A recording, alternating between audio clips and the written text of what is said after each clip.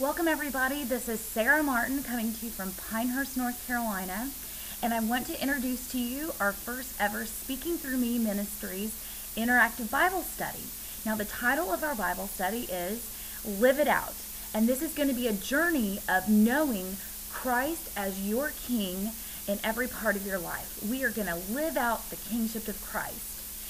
So, our Lord Jesus is King of Kings and Lord of Lords, the creator of this very beautiful universe that we live in. The question that I have to pose to you for the rest of this Bible study is Christ King of Kings and Lord of Lords over your life, over every part of, every little detail over your life? And this study is going to help us to really look at little ways in our life and practical ways in our life that we can make Christ King of Kings and Lord of Lords and elevate him to his rightful place. So I have some things to pose to you that we're going to be thinking about throughout the study. And one of the questions is this whole concept of Jesus as King of Kings and Lord of Lords, is that a reality to you? Does that concept make sense? And if it doesn't, I assure you by the end of this study, you will know exactly what that means, and that'll be ingrained in your heart. And I just know the Lord is going to show you and teach you how he wants you to make him King of Kings and Lord of Lords. Now, here are a couple questions to think about as we acknowledge and praise our Lord Jesus every day in those little things of our lives and those everyday routine things of our lives. Here are some areas in our lives that I'm just wondering if you make Christ King of Kings and Lord of Lords.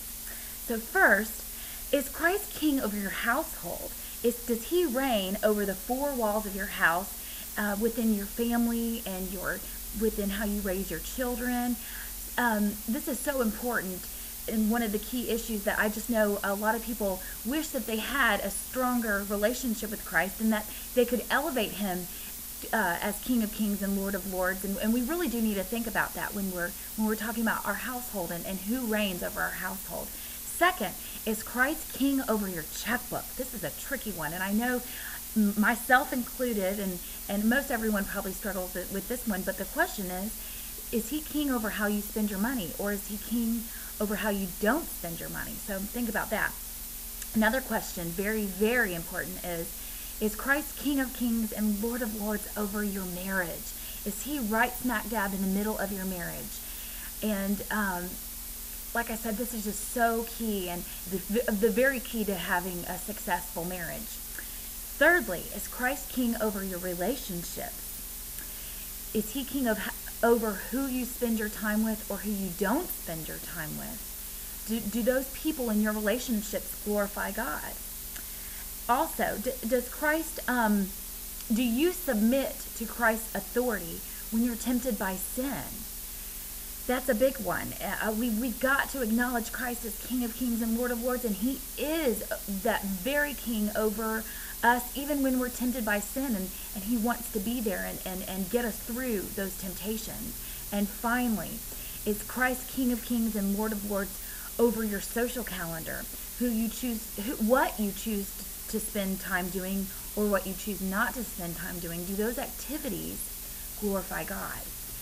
So I'd like to assure you that I know that each and every one of us get into the daily routine of getting started in their day, getting ready for work, getting the kids out the door, taking care of the dog, and we might not even think twice about acknowledging and glorifying and praising God before we start our day. So this study is going to give us practical and just inspiring ways that we can make Christ a King of Kings and Lord of Lords over every part of our life. And I just know that he's going to bless us through this effort and this study as we draw in closer with our relationship with him and elevate him to his rightful place.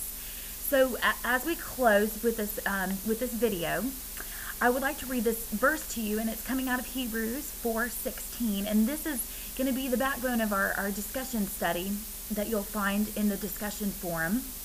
So take a listen. It's Hebrews 4:16, and it's out of the Amplified Version, and it says, "Let us then fearlessly and confidently and boldly draw near the throne of grace, the throne of God's unmerited favor to us sinners, that we may receive mercy for our failures and find grace to help in good time for every need.